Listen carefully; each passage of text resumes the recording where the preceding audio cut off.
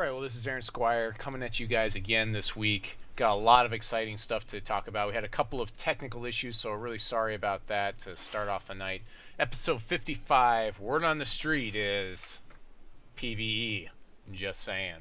So, before we get really into the meat of things, let's talk about like some of the things that have been going on. Last weekend, I went to the Pax South, and I didn't see anyone there, so there's no packs that I have to give out to anyone for packs. Packs for packs. Maybe that's what I should have done. Just called it that.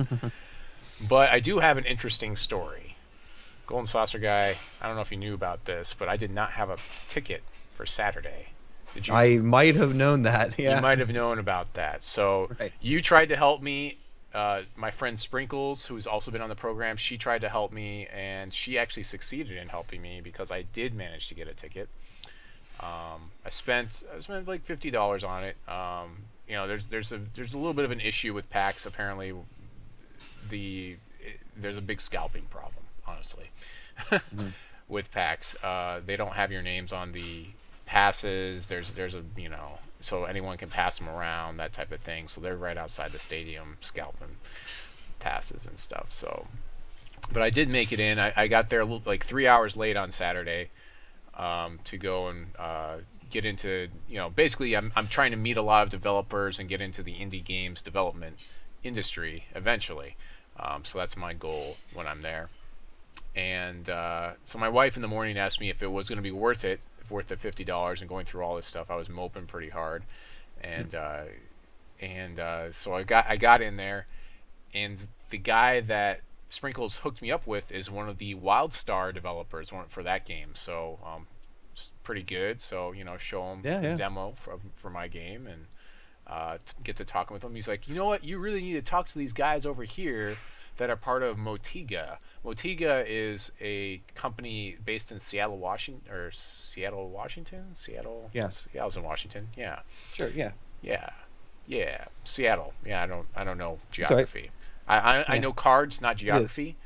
Right. Well, Seattle, Washington, their team may be playing in the Super Bowl, coming weekend here. Well, yeah. I also don't pay attention to football, but I will watch the Super Bowl, so I'll be able to talk to people at work next week. But anyways, so I talked to them at Motiga. They sent me upstairs. They're like, oh, you should just come to the after party if you want to talk to some developers and stuff and interview some people and about the game and this and that. I was like, yeah, I'm kind of an indie developer. I want to get into the industry, so I just kind of want to touch base with some people. So, oh, you want to talk to Troy?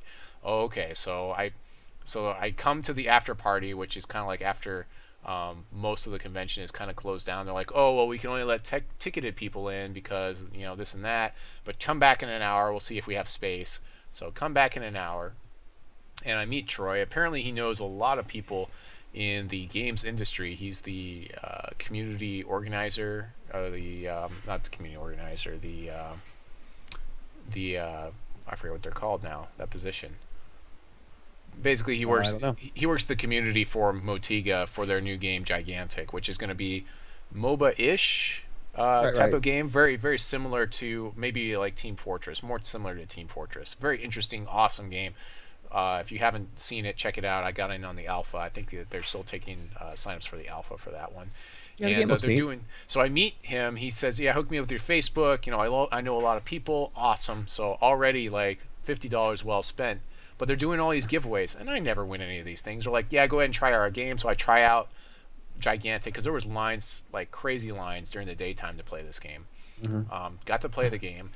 And the very last raffle of the night, they're like, hey, we're giving away this surround sound system, and I won that. And I was like, wow. Holy cow. It was just money well spent. Like I got home, and I looked it up, and the surround sound system that I won is like a nice it's like it could be for a computer or a television, but it's like $400, and I was like, holy cow, this guy's really went all out. I was really afraid of someone mugging me on the way out to the car there. Right. So that's my story from last weekend. I don't know if you have anything to top that, Goldensaucerguy. Maybe I should have gone second.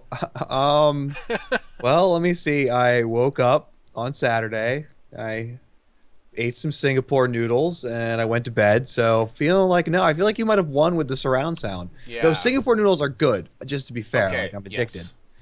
But So, surround sound, wow. Yeah, I know, right? So that segues me into the next segment. So because I won, actually because I told you I was going to give stuff away, we will be giving stuff away. This person will be getting their pack right after the show. So let's go over to the show screen, and you guys can see the comment that from MV Capicino. Anyways, his Pseudosphere is his in-game name, and he asked me, "What's my favorite card art?" Also, thanks for doing giveaways. I think I misread this, and I thought it was, "What's your favorite card?" My favorite card is different cards and different things. So I just answered him. I said, lately, I'd say my favorite card in Hex is going to be Zakir. Very enjoyable just to watch him take over the board, I'd have to say.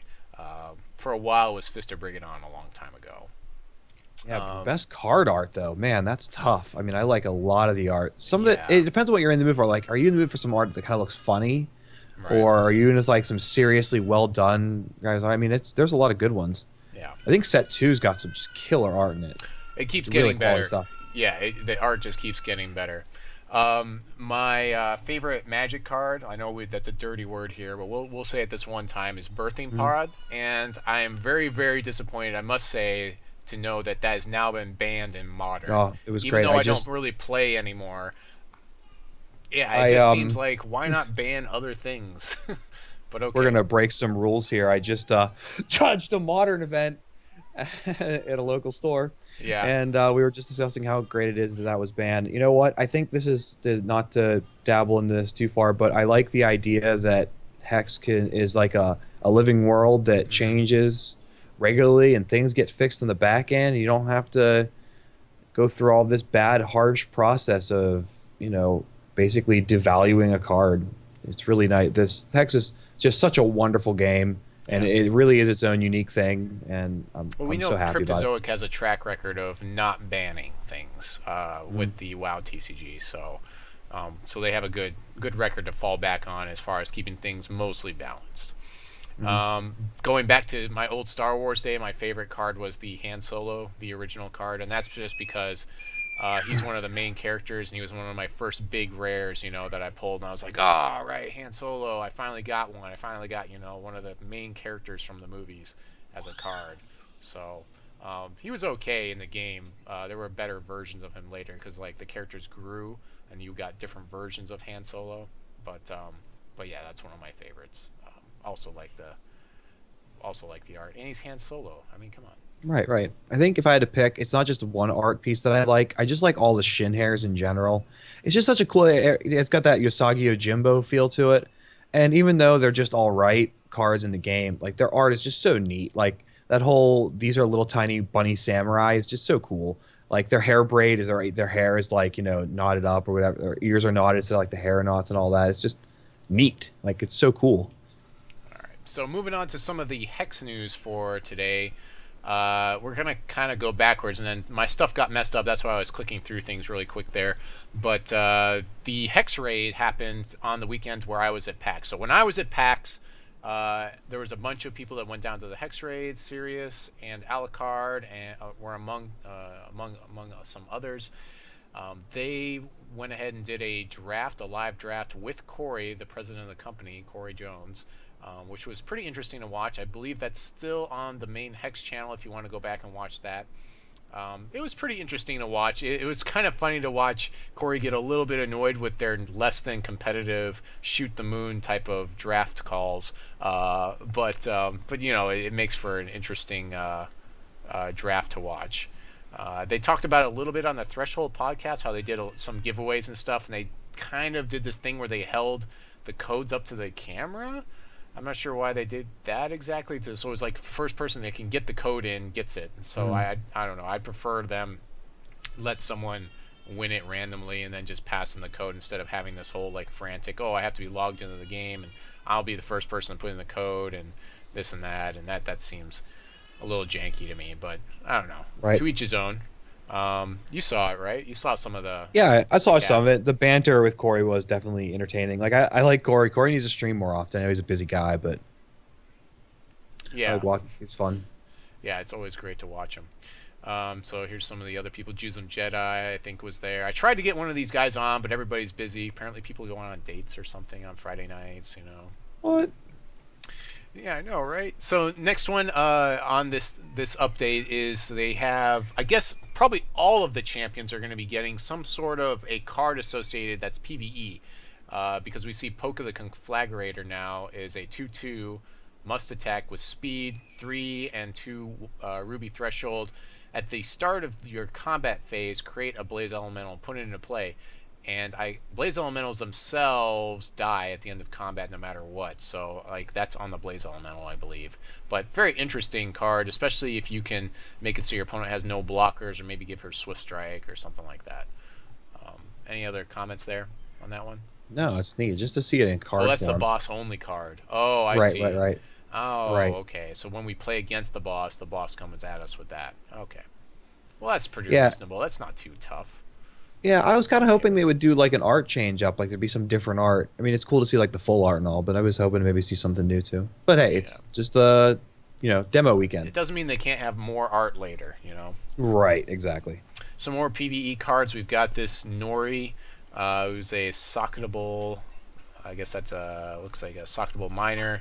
+1 front end, basically. +1 attack for each shin hair in your graveyard. He's got some pretty interesting PVE gear. PVE gear is going to be another big thing where people are going to try to find the right PVE gear, and there's going to be so many permutations that it's going to just up the replay value of the game immensely. Yeah. So yeah, I mean, it's a shin hair. Not really too stoked about it, but it's interesting.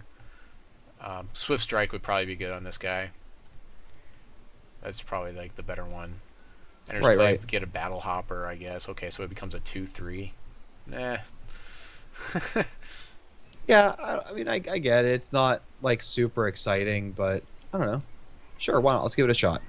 The holiday cards, the next one up. This one feels like it's much more in that random vein of some of the things that they've been doing with cards. Transforms into a random troop, cost +1, and retains this ability, so it can start turning into all kinds of random things. Yeah, the Hood of the Holiday Feast seems pretty sick on this. It's 67% of the time it transforms into a +1 to the cost, and then 33% of the time it's +2, so it can become better troops more quickly. Right. Yeah. Anything else you want to mention? No, you saw that goofy combo deck I made a while ago where I was transform my troops into one above it. That can sometimes work out. It's a little bit risky and is kind of a little janky, but it's kind of fun just to watch a whole board. Yeah, just to watch a bunch of troops. What was the main card in that you're using? What was the one that all your troops transform in a troop randomly? Yeah, one additional cost higher. So I was loading the board with tokens and then just transform up into 2, 3, 4s and up. Yeah. So that was kind of fun. Yeah, but you never know what you're going to get. You could get something good. Last one here is the Soul Cube. When the troop dies, void it, and then you can transform into the Genesis Cube. The Genesis Cube lets you play the cards that are voided by the Soul Cube, and then you can throw some of these pretty cool things that you pretty much would want to have. Which one is it? You can transform it back into that Soul Cube, so you can keep voiding things. The Shoes of Oblivion are probably a big one for this. That's going to be highly sought after. Create a random troop and destroy it. Probably not as useful. I'd probably use my next slot for something else, I would think. So, anything else you want to talk about with that one? Nope, just this whole thing is kind of awesome. I'm really excited to see all this stuff. Next news item, we've got the VIP tournament decks. We're probably going to run through these pretty quickly, but I mean, obviously, things are still good with Gore Feast, right? Like, everybody knows Gore Feast is still like a card that if you're playing Ruby, why not just throw it in there? We've seen a lot of that, and we're seeing the typical Gore Feast deck from Hextech Open 2 weeks ago. We're seeing the exact same list that won the Open, played by Meet the Future. So beyond that, some of the other decks that you'll find on this list, the typical ones are your Mono Bloods, your Diamond Sapphire Tempo, which is more using like that Angel of Dawn, your Blood Diamond Control, which is using less Inquisitor, because Inquisitor, there's a lot of more hate for Inquisitor these days, where it makes it less value, less good. And then the 2-pack deck, I saw one of those. But up-and-comers that I'm seeing are the Forge of Codec, which is Foreman deck, where you play the Forge of Codec, discard a Dwarf, and then you play a Foreman, and you get 4 power on turn 1, which is pretty cool. The one that's on here is again running what's it called? Gore Feast, because why not run Gore Feast in every deck that has Ruby? They also do the Hex Geode. They can drop that with Foreman. So you have 8 cards that combo with Foreman. Right. I mean, turn 1. It's kind of an all-in. Give yourself, you're reducing your card advantage to try to get some beats on the board pretty quickly. I mean, sure, I see that. I'm not sure how great it runs. I haven't tried it myself, but I could see some good things there. Next, there's the Jankbot Ruby Sapphire deck, and it's really kind of annoying because this type of tournament is only 4 rounds, and somehow a deck like that makes it through all 4 rounds. It's decent. It's pretty focused for being a 150 card deck. Playing against it sometimes in the random queues, I think some people are pretty happy about Jankbot deck when I play against them in the random queues, except for when I kill their Jankbot as soon as they drop it, which doesn't happen that often because it does have a 6 back end, so it is difficult to deal with.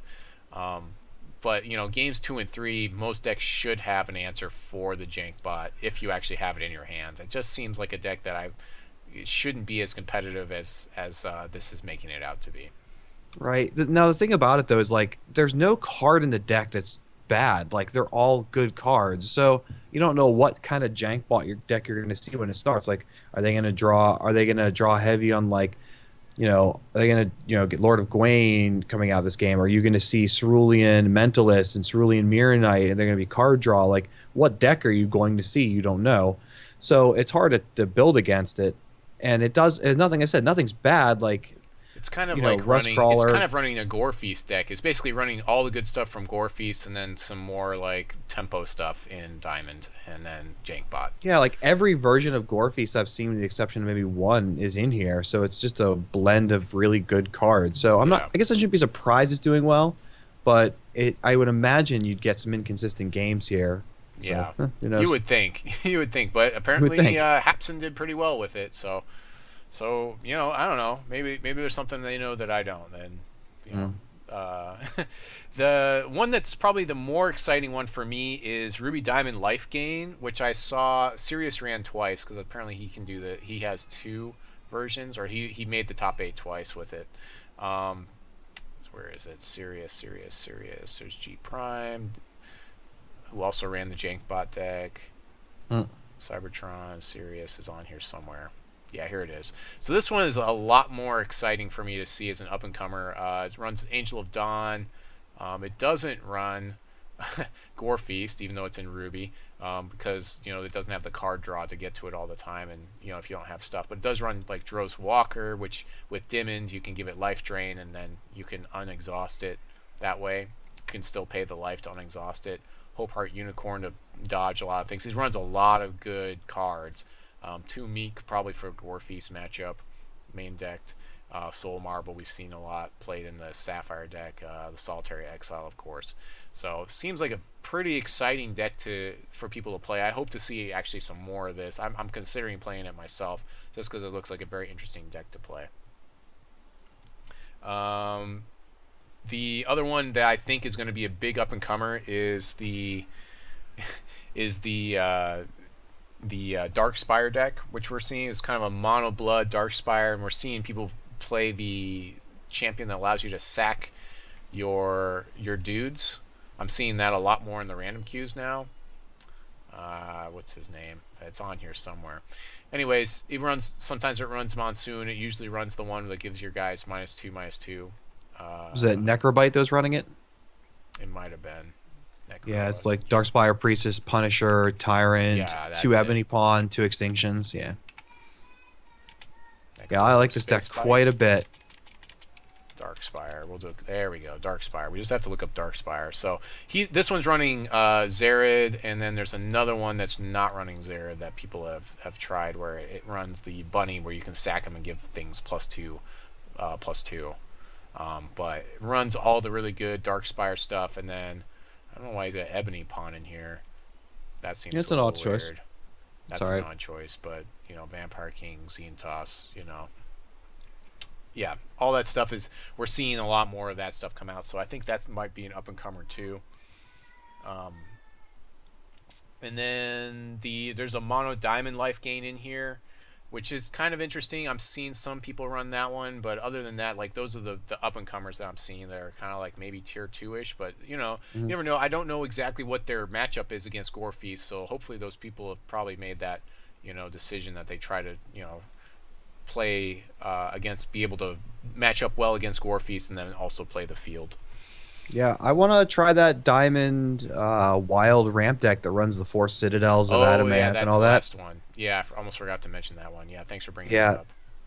Yeah, I want to give that a shot because I feel like at first look it shouldn't work, but that with Sight of the Sun, it's like if you don't get that Sight of the Sun out of there early game, then the whole deck opens up. Yeah, for sure. Like this deck, so I discounted Sight of the Sun, honestly. Like it had been going up in price and people didn't know why, and I finally figured out why after I looked at this list, honestly. Another deck that only draws like 1 card a turn, but of course I've been running Ruby Wild lately, and that also only draws 1 card a turn, and it deck thins. But this has your Angel of Dawn powerhouse, your Root Father running 4 of those. It's running these with the life drain, so you can obviously gain life when it deals damage, and when it comes into play you gain 8 life.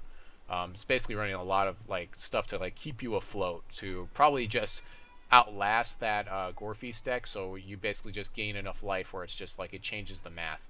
You're also running Diamond to like gain life, to just give things life drain like your Angel of Dawn. See, the thing I don't know I like though is like the 4 Cosmic Elder is all, like 4 of them at unique is rough for me, even though you're really gonna want one to come out.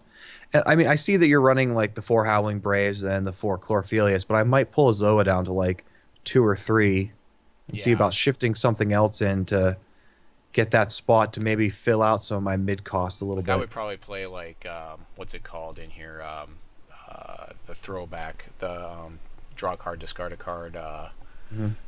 What's it called? I'm losing my mind because I've been so busy this week. The artifact costs 4, 1 to activate. Yeah, it's the Secret Laboratory. Yeah, I'd probably pull in as like 2 Azawa, run a Secret Lab, and I don't know. I might even play like Judgment in here. Honestly, just a single Judgment could be pretty interesting. Oh yeah, actually, that's not too bad. I mean, maybe even I could even make the argument for 2 Judgment if you're getting to the point where you're generating some of that ability to get cover those high costs. I mean, you don't really mind late game losing a Howling Brave, so why not? Yeah, it's a very interesting deck. It runs a lot of the stuff in the Blood Diamond control. It just doesn't run any sweeps, and it gains you a lot of life. So, there are times when Angel of Dawn is probably going to carry the early game for you if you happen to just draw into it. You're only drawing 1 card a turn, so you don't have to worry about drawing extra cards to accidentally draw Angel of Dawn. So just want to talk about one thing here before we move on. The Sight of the Sun is amazing in this deck because it has 2 really good targets. You can basically spend all your resources on Soul Marble, or spend all your resources on Living Totem, then use Sight of the Sun and gain all your resources back, and then use them again. Those are the only cards that I can think of that really actually do things like that.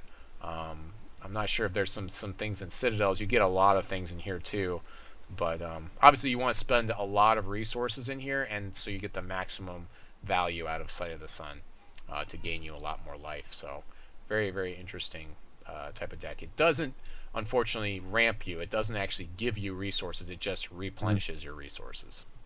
So. Right, so it's not going to get you that Root Father on turn 4 or anything like that, or even Citadel early, but you're going to play out your Chlorophilia, activate it, then maybe throw out your Living Totem, or you can double up your Living Totem. I mean, it's got some playability, so I dig it.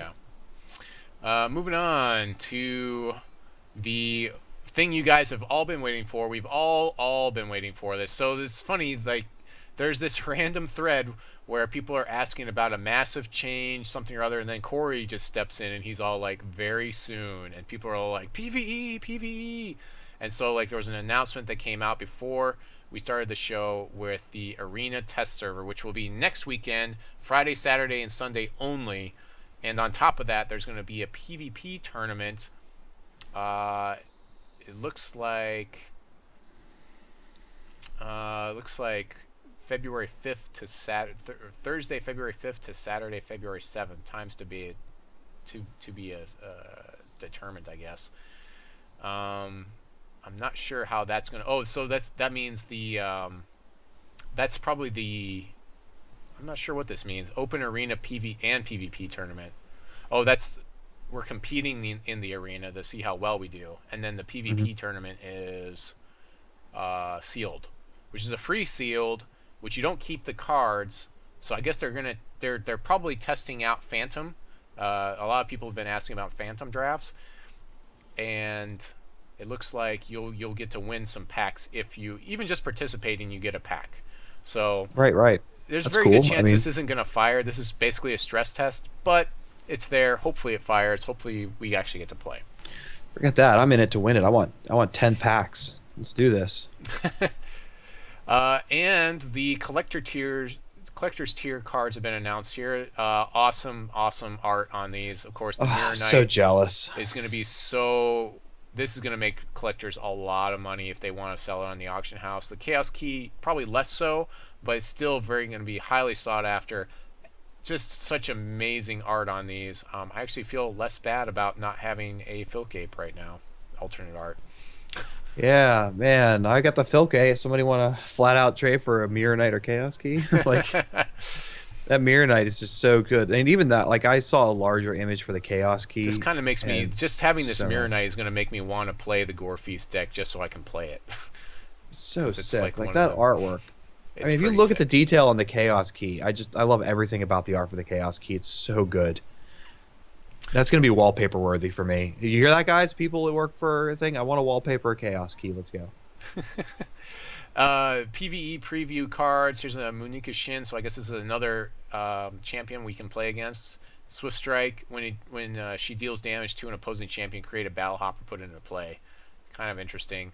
Legionnaire of Adamant. When this dies, put a target troop with Inspire from your graveyard into play. So this makes Inspire much better in the PVE aspect.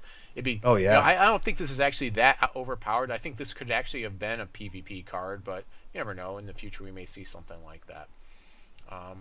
Right. The only thing, I mean, there's not a lot of Inspire troops that are that huge. That it's not like a big bomb. So I think that's definitely worthy of putting in the main game. It's really neat. I love it. I think it's great. It's when it dies you put the Inspired Troop into play. So right. It seems pretty good. Scarcliff Chimera, or Chimera, depending on who you are and how you pronounce that. When opposing champion has more health than you, this has speed. It's a 3/3 for 3 with 3 ruby threshold. It's like 3 all over the place. Probably because that's like Chimera stuff, right? That's like a 3 is like part of like the lore for Chimeras, maybe? I don't know. While an opposing champion has more cards in their hand than you, this has Rage +1. While opposing champion controls more troops than you, this has Flight. So it can actually take off and fly. Right. It's like, so if you are playing aggressive Ruby, chances are you'll have all 3 of these things active. Yeah. Moving on, we got Dream Stag. When you gain Wild Threshold, a random troop in your hand gets +1/+1. It's a 2/2.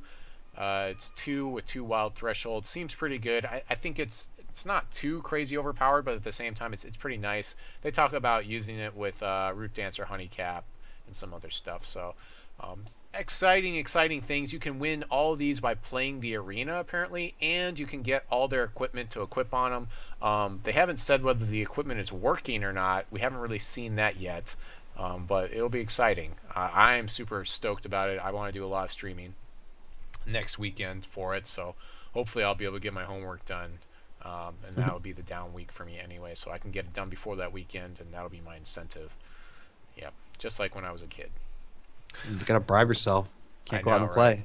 I know. Next up, the tournaments. Let's see. Here we go. We'll talk about the 5 Shards tournament because that's actually the closer one. It's going to be on February 14th and 15th, Valentine's Day. So we'll be seeing a lot of people that'll be out there that probably don't have girlfriends or wives. Let's honestly. I may or may not be there. We'll have to see if I can clear that with the wife. But yeah, I mean, it's got, it's a free tournament, so I encourage you all to get out and support it. It's being put together by Starcry. Did this for his buddy who is putting out a book called Rise of the Dead Prince. So if you are a reader, go to the 5 Shards website and there's a link. You can check this out. Rise of the Dead Prince looks like it's some sort of a fantasy novel as far as I can tell.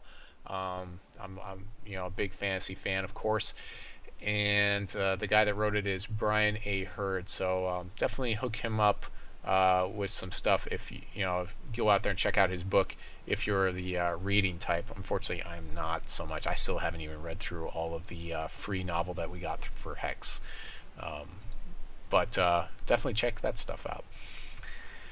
The Hextech Open Bring It On was set for next weekend, but next weekend has turned into PVE weekend. So they've moved it. It looks like they've already fixed it on their website. It says February 21st now instead of next weekend. So make sure to get out and do that. For all you constructed players out there, they're trying to figure out what's good and what's not. You could always, just do your fallback and play your Gore Feast or try something new. Hopefully, people that have already won the tournament, that have good point values and stuff, are going to try new things. But you never know. They may just want to try to just stick with their tried and true Gore Feast. I may have to end up using Gore Feast to try to get some top 8s in here too. So I don't know. We'll see. We'll see if I cave under pressure. Yep. Some of their ban cards are pretty much the same. These are cards that, interestingly enough, if you go to the VIP tournaments that some people are playing, like Fisher Smith, not so much the other ones. I actually had a Plant Garden get out of control on me because I had my Filk Ape in play and it kept reverting him, so he kept gaining life. The guy was like up to 100 life, and eventually he just took over with some big drops. So Plant Garden may be better than I thought it was. Seems like Big Wild is something that kind of counters my Ruby Wild a bit. So anything to talk about with the tournaments going on? Those. It's good to see everybody's kind of being fluid with it, moving stuff around. I'm really happy to see the PvE stuff. So, I like the way the Hextechs kind of run their events and all that stuff. So, yeah, happy for them. It'll be a good event. It's getting better and better. It's the last tournament was much smoother than the tournament previously to that. I don't know if you've noticed, but it seems like we have like an event like every weekend or every other weekend at this point. It's getting pretty busy. It's getting busy. Yeah, for sure. So let's see. I have to make a new deck here. Unfortunately, I can't see the top of my thing when I hit F11, so we'll pop it back out here. Decks. We'll create a new deck. We'll call this Control something. We'll call this Set 2 Control. Set 2 Control. We're going to build a control deck tonight. There was... I can't spell. T-R-O-L. There was a question on the Reddit forums about a mono Sapphire control deck. I just haven't built one in quite a while, so we're going to try to... build a control deck that's going to be more responsive. We have a lot more cards I can respond with. I think we're going to stick with Sapphire and Blood because that's seems to be the control. I want to play Diamond, but at the same time, like, I don't think that I can. Yeah, I mean, I don't think there's any reason to go. There's not a lot of reason to go mono Sapphire right now. There's being so many good cards and like Blood and Diamond and such. So you kind of got to make it double color. I don't think, especially with all the good shard reaching and stuff, you can pretty much get to whatever color you need pretty quickly. Yeah. So one card I was looking at as soon as we started this up is Zombie Plague, and I feel like that this card may be better than it used to be considering the amount of Gore Feast, Gore Storm running around. Now, you don't want it early in the game. You want it when the board state's kind of like stalled out. So maybe 1 in the main deck, maybe 2. I wouldn't go higher than that because like if you do drop this, there's a chance you're just going to get Gore Feasted in the face and it won't matter anyways. Plus, you're only making zombies which sit on the ground, and a lot of the Gore Feast stuff flies over your head anyways. Not sure if we'll play Zared. I've played this. I typically like to play card draw, but we may play Zared. Zared seems to be. We'll put that on there. Xentoth's Inquisitors feels like it's more of a 2 of these days because there's a lot of people that are siding against it. It's still really good to help you control board state, but it's just that there's a lot of things that deal with it, like your what's it called, the Frost Wizard, and people are playing that a lot more. And you know, Phil Cape is out there, although people aren't really playing it as much. I'm a big champion for Phil Cape, but you know, I don't know. I'm getting bad. I feel like a lot of times I'm getting poor draws, and I went back and looked through footage on the Hextech tournament, and there was at least one game, probably two rounds, where I actually lost because of play mistakes. So I need to play better as well. Wyatt the Sapper is my other option for this deck. Right. I do like card draw quite a bit. A card that's been good in deck testing for me is Zodiac Divination, but it's not a card you run a lot of because you obviously don't want to get it because it doesn't actually change the board state. It's more like a long-term card. Yeah, it's like a 1 of or a 2 of. Max. Exactly. It can change a deck. Like if you're running up against a deck and there's something you need more of, fly a Zodiac Divination in there, fill your deck up with 4 extra versions of that card, and increase your ability to push in one direction. So I like Vampire King a lot more than I did with Set 1, and the reason why is because we can defend him much more easily. We can play the full suite of Countermagic, and we have a lot more defensive measures. The biggest problem with running him before was like you'd drop him and then your opponent would kill him right away with like murder or something. Much easier to defend him now, especially like if you're playing against that Sapphire player or that Diamond Sapphire player, and for some reason they don't have their Angel in play, and you're swinging in, and you're worried about repel. You know, at least you have that counter magic, so you can handle the repel. So it's, you know, you can play things under your terms, not really as much their terms. It just doesn't match up well against Angel. That's all. Right. I like because he builds you an army. I mean, your deck is mostly focusing on control, and he's got the possibility of building you up pretty fast. Killipede might be an interesting one of in here too. So we're just kind of like throwing things in that we think might work in the deck right now. Ancestor's Chosen is another classic I love to have in there. Stormcall could be another one that can blow out that Gore Feast, Gore Storm player to give you a turn. I just wish it did a little bit more. We've seen cards like this in other card games that do a lot of things. You know, they exhaust troops and they do other things. It would have been nice to have some sort of option like that, but you know, we'll see. We do have to worry about that. Sorrow's another one. Maybe we could run maybe a 1 or 2 of in the deck. Again, for Gore Feast, Gore Storm type of matchups. Now they can look at our hands, and I did consider running the guy that was it the dwarf that allows you to look at your opponent's hand, but for the most part, I mean, you should be able to kind of know what your opponent is doing.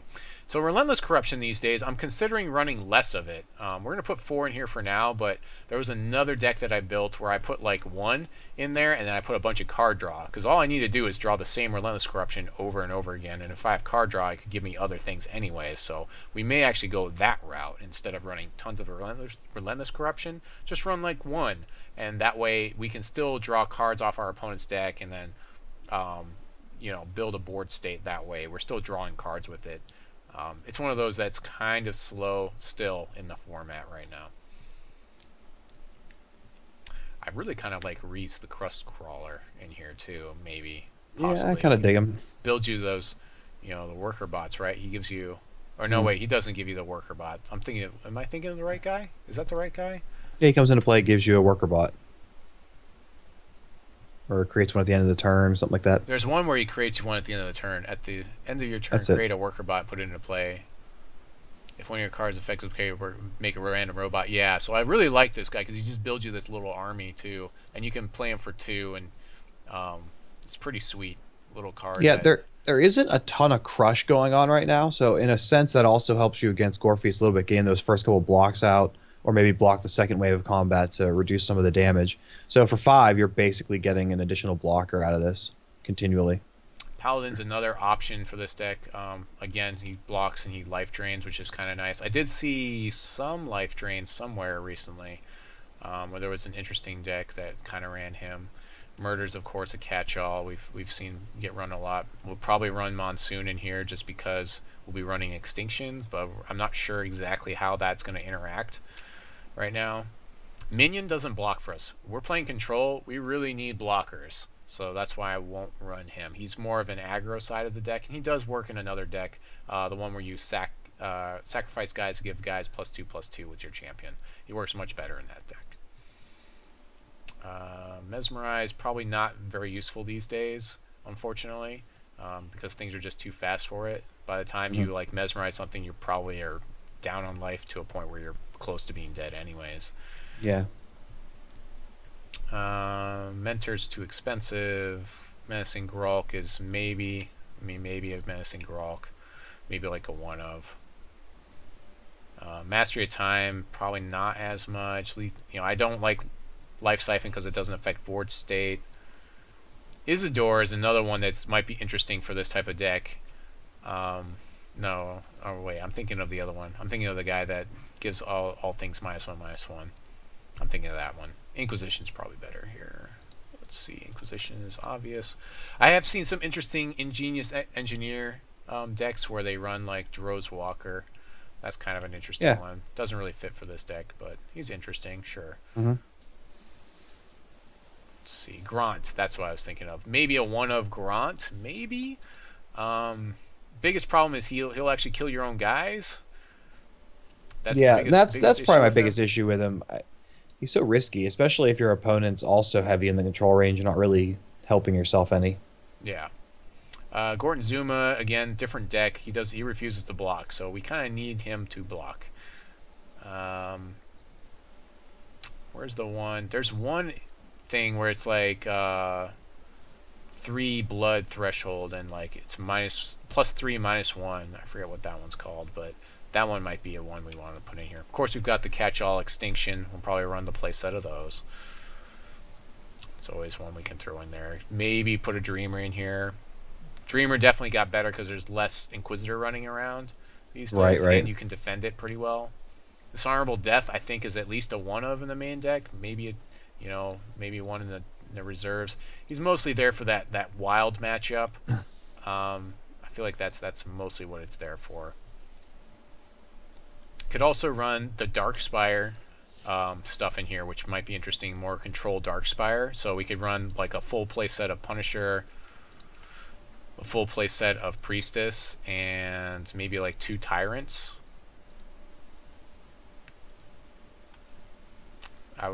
That could be our main like troops. Like we're throwing a lot of different troop ideas in here. We're probably not going to run all. We're probably going to make a lot of our decisions are going to be based on the troops that we have to run here.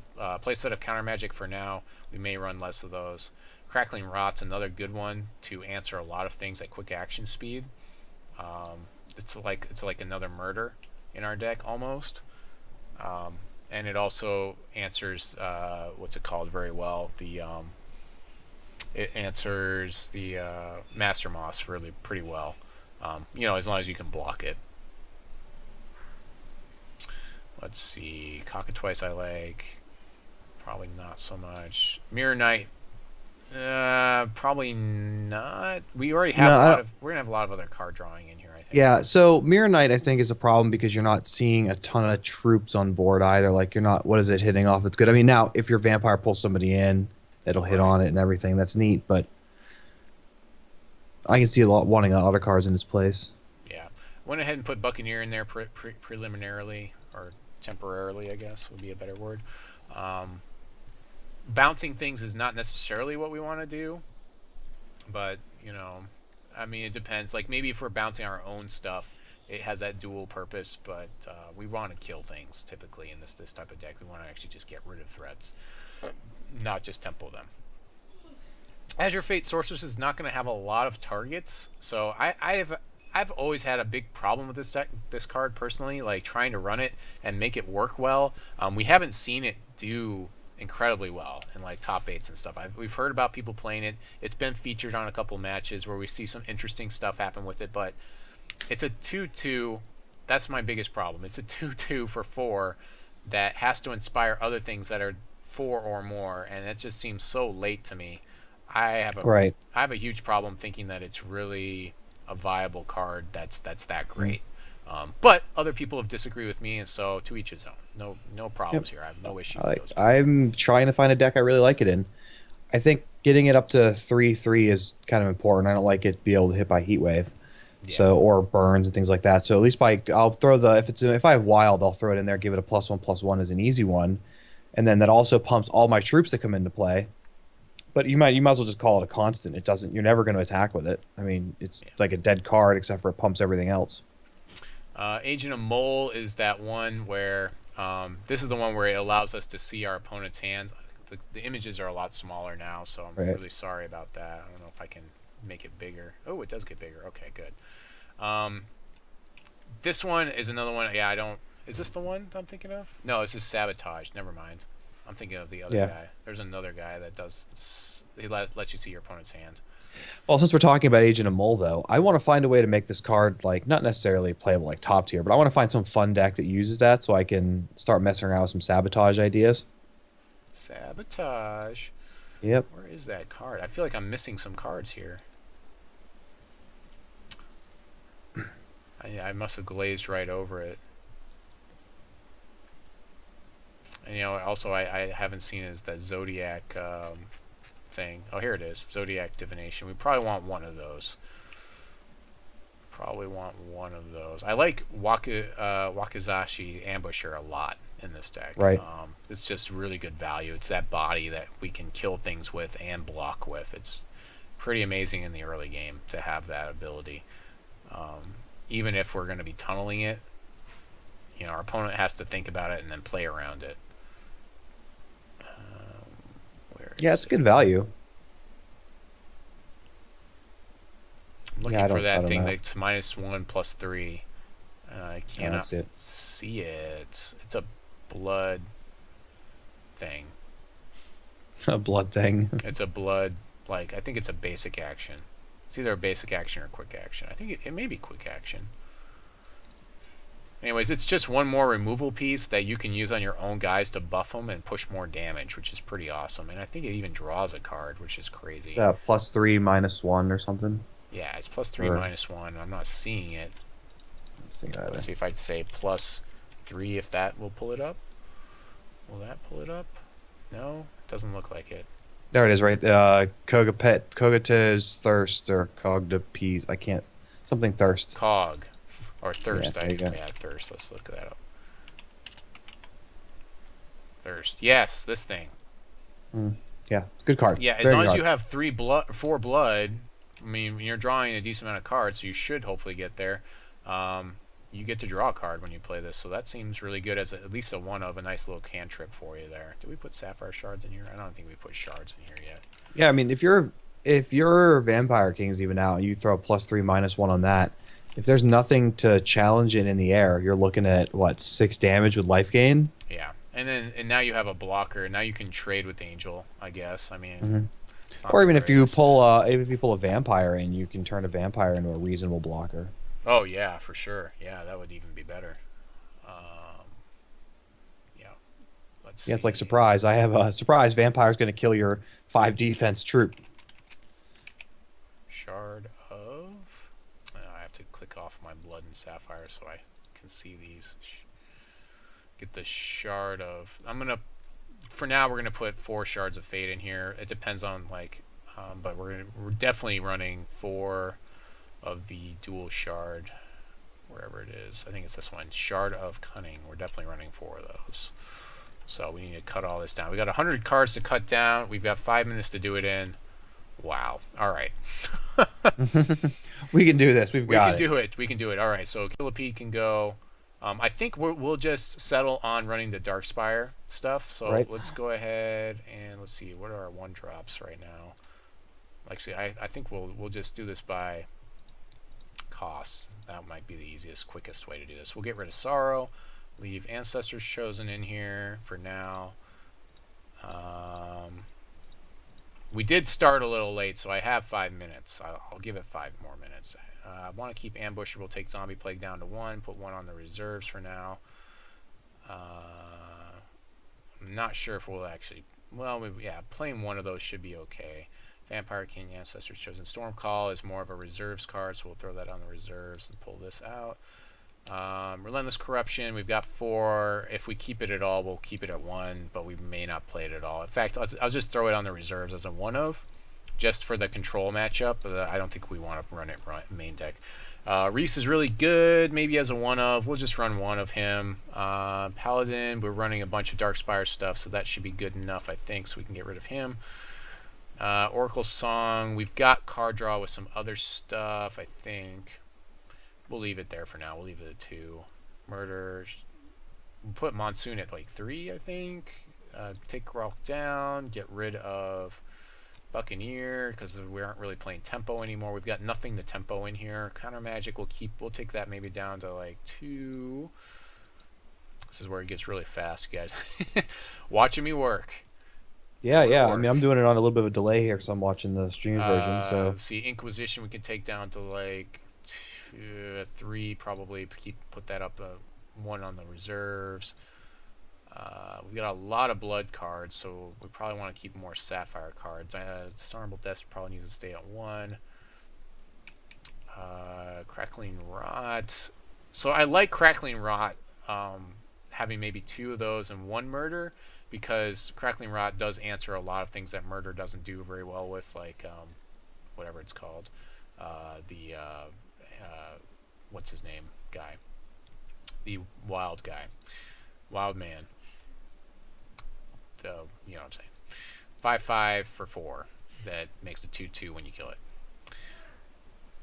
So I'm concentrating in too many directions right now. So our shards right now are at 28, so let's go ahead and reduce our shards so we can get a better accurate. 28 might be a little high. Yeah, that might be a bit high. A little on the high side. So that's 16, 20, 24 right now. So 24 shards is where we're at. We're at 72 cards, and you get rid of 12 cards to bring this in. The curve actually doesn't look that bad right now. Yeah, I really dig Zodiac in this because you're running some stuff like Crackling Rot and Inquisition, Murder. So if you pull that Zodiac charm or Zodiac Divination, you're filling your deck with things that you need for that specific matchup. Like they're playing extra troops, they have extra control in hand. You're going to add those cards into your deck that gives you the tools you need to take care of that specific matchup. And I dig that a lot. I think that's a much better card than it gets credit for, even though it costs 5. So, and it doesn't affect the board state directly. It's kind of a long game card, but with control, that kind of works. Yeah, for sure. This Thirst also handles Xentoth as another Xentoth hate card, along with your Crackling Rot's another Xentoth hate card. Makes him worthless. Maybe pull Reese. I don't know. He feels like he's probably better in, like, people are running him a lot in the Gore Feast deck. I feel like he's probably better in that deck. Take Oracle Song down. I don't even know if I want to run Oracle Song in here right now. Now, see, the thing that I don't like about Oracle Song is it feels like you need, like, you're looking for a murder or a couple extra a little card advantage, and you're spending a whole turn trying to get card advantage. Yeah. You might as well just not play it. Yeah, I mean, it's nice later in the game, like when everyone's like top deck mode. It's nice, but early in the game, it doesn't do. Yeah, break that deadlock. We probably need to get rid of some blood cards, honestly, right now. That's what I'm looking at. We've got a ton of blood. Like right now, the draw test is telling me I have 61 blood and only 8 sapphire. So it's like, why even be in sapphire right now? In fact, we may just get rid of sapphire and just go straight blood on this. Like, and this is the typical deck that we're seeing a lot when we do play Darkspire. So I accidentally may have just built a Darkspire deck. Yeah, I was gonna say I mean, I think you could easily tip this back to more of the sapphire range by loading up on a few more control cards and limiting yourself on a few things like the Xentoths, and maybe bring back. Let's see what we got here. I'll have to yeah, like you'd hate to drop Darkspire Priestess down or anything like that. Well, Darkspire Priestess actually doesn't do that much, I think. It's just nice because it deck thins. It can deck thin for us. So it's like if you drop those down to 0 and returned it with some control, you're kind of back in the game for Sapphire. It's like a virtual draw. Oh, you know what? Maybe I have these on the reserves. That's why it's not going up. I'm like, why isn't it going up? Okay, let's bring the Countermagic back up. Oh, you know what I don't have in here? I don't have Verdict.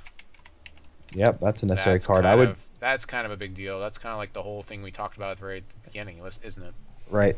Yep. I mean, I like your Darkspire Priestess in there, but at the same time, I think Verdict is as much of a game changer. So we probably need to make some blood decisions, some difficult blood decisions. Maybe take Xentoth down to 1. I've seen people playing just 2 ambushers. Maybe. Yeah, you look like you have like 2 decks here that you're like competing for which one is going to be Yeah, so we need to focus the one you want to here. be playing. I think maybe we'll just go all in on Darkspire, but I do like having the Ambusher.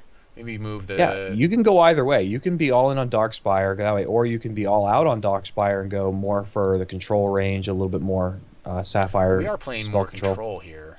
Maybe we should just get rid of some of the Darkspire, just some of it. So I do like the Punisher. I think he has to stay. The Priestess probably less good. Right, right. The Tyrant really like... probably less good when we have less Darkspire things in general. So we'll just do that. We'll just play the Punisher. Just the Punisher. He's punishing some. He's gonna punish some people. I'm not sure about Monsuun in here, honestly. Seems kind of janky. Like, it's a very it's like I'm gonna play Monsuun, then I'm gonna play dudes, hope that they die, or hope that I get to Extinction on board state, and then Monsuun comes out. It seems really janky to me. Maybe one of Monsuun in here. I know he's really good. I know he's really good all by himself, and he's got that front end, that rage front end, which just keeps going. I would rather get a lot of the control and then have a 1 or 2 Monsuun that you pull out as kind of a bomb. Yeah. We're actually almost there right now. We're getting there. Let's see. Where's? Did we get some more diamond? Hey, we got more diamond. We got 40 blood, but we got, some more diamond. That's always my problem when I build these decks, is like too much blood, and it's like, oh, there's just so much good stuff in blood, and that's why we see a lot of mono blood being played, because it's like, why even play diamond, or sapphire? Why even play sapphire? Because, like, yeah, I can counter some things, but the control options are, somewhat not great. Maybe take Inquisition down to 1. Or down to 2, rather. I still want to have Dishonorable Death, I think. I think that's a big deal. Now you could also play, what is it called? The Corpse Fly is another good one that you could play, which is more like proactive discard, which may be better than playing Darkspire Punisher. But I do like the fact that Darkspire Punisher deck thins for us, so I mean, it depends on which way you want to go. Yeah, I might even make the argument the sideboard a 4 of for that too, because the Corpse Fly. Right, because there's matchups where that could be a strong value for you, especially with a flyer. Yeah. Maybe not the Zombie Plague. Maybe that's the one I have to pull here. I do like it in the matchup, but it may not be great. I mean, even in this deck, we're seeing how many things have a 1 back end, like Inquisitor, Ambusher, Ancestors Chosen, 2 shots, it kills Darkspire Punisher. Yeah. So yeah, I think I would like to pull a Zombie Plague out, and well, there's only 1 in there right now. We've only got 1. Maybe take Countermagic down. I've got 2 Vampire Kings. How many Countermagic are you running? 4? I've got 4. Yeah, so maybe take Countermagic down, and that will do something like that. And then we need to fix our shards. So we've got a ton of blood. I'd love to push this more into the Sapphire direction, but we've kind of run out of time tonight. So we may actually revisit this deck next week. And I might take a look at it during the week. I did have some other builds for it, I believe, when I was doing some work. But I like your split between Shard now. It's definitely a more clear, like, hey, there's a reason why we're in Sapphire, so that's good. Yeah, it's a little bit better, but not exactly where we want it to be for deck building purposes. So yeah, I mean, your 2 and 3 cost cards are good, 26-30%. That's solid. Yeah, for this, I think we'll go ahead and probably pump up our blood shards to like 10. So we'll take this up to 10. And we'll take our Sapphire Shards down to 7, and we'll get rid of Shards of Fate, I think, is what we'll do here. It's difficult. Like, I still would probably run Wyatt in here, but of course Zared is also a counter to a lot of things, and he does kill a lot of stuff in that very dominant Gore Feast deck. Do I play Smite? Yes, I play Smite. I haven't been playing Smite in quite a while. It's actually not even installed right now. But if you would like to play Smite sometime, let me know, and I will install it just for you, and we can play some Smite. I have friends that yell at me all the time, like, why aren't you playing Smite? I don't know. Couldn't tell you. So the biggest thing right now is I can't stream Smite at 1080p right now with my current video cards. That's why I'm not really playing it as much. And you know, it is fun. It's pretty quick, but you know, there's a bunch of things I have to review also from the convention, from PAX that I kind of want to get to as well. So, but yes, I do play Smite. I typically play a lot of Cupid when I play Smite. Huh. Yeah, so there's the deck. We'll probably actually revisit this one next week, I think. If you have a deck that you want me to go over, please leave a comment on YouTube or on Reddit or anywhere that this video is posted, and let me know, and I will get to it. You know, if you want me to take a look at your deck, if you're trying to do something, make sure you let me know exactly kind of the direction you're going, or what you want, what's like the main focus of the deck, so that way I can try to build to something you would want to build. Additionally, make sure you're commenting on this YouTube video so you can win, like my friend who won this last one, which I forgot the name of, but he will get a pack of cards for asking that excellent question this last week. I really appreciate it. We got 6 comments. Let's try to make it like 10 comments this week. That would be really nice. And yes, we will be giving away, stick around because we will be giving away a draft pack after the episode, so do stick around for that. I'm going to be closing out the episode in a minute, but I will let Golden Saucer Guy talk for a minute before I close it out. Yeah, I don't have a whole lot to say. I'm pretty excited for this weekend coming up here. Everything with this game is going about as good as I would expect it to be. Especially we saw with some of the pictures the last week of the raid, you know, the size of the development team and all that. So for really the size exciting. Yeah, I mean, it's just so nice to see how good these guys are going with this and how everything's going so well. So I'm really happy with it. Keep up the good work, guys, if you're listening. I certainly appreciate the work. Yeah. If you haven't checked out Golden Saucer Guy, he is streaming more now than he used to. So make sure to get over there and follow him. Give him a good follow. I do. You know, especially for coming over there here and helping me out with the show. Anytime. You know, he's starting to rival armies of Mordor with my most seen guest on the show. So additionally, if you are a Hex content provider, or if you do anything for the Hex community and you want to, I would love to have you on the show.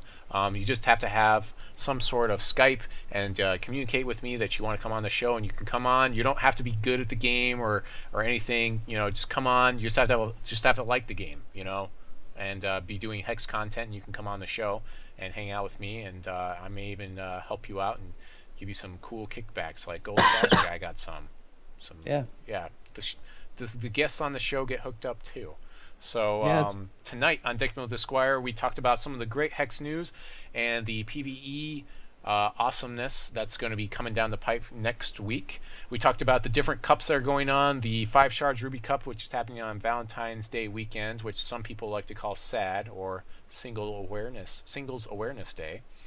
I don't know if there's a married version of that, but I don't know. My wife and I don't really do much for Valentine's Day. We never the first couple were like, well, let's go out to dinner, but then it's like so miserable going out to dinner with hordes of people everywhere. We're like, let's stay home and watch TV. Yeah.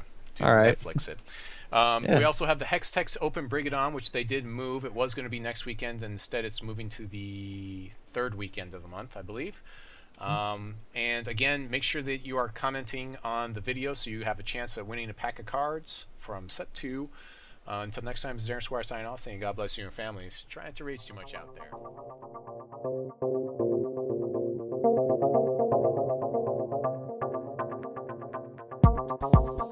there.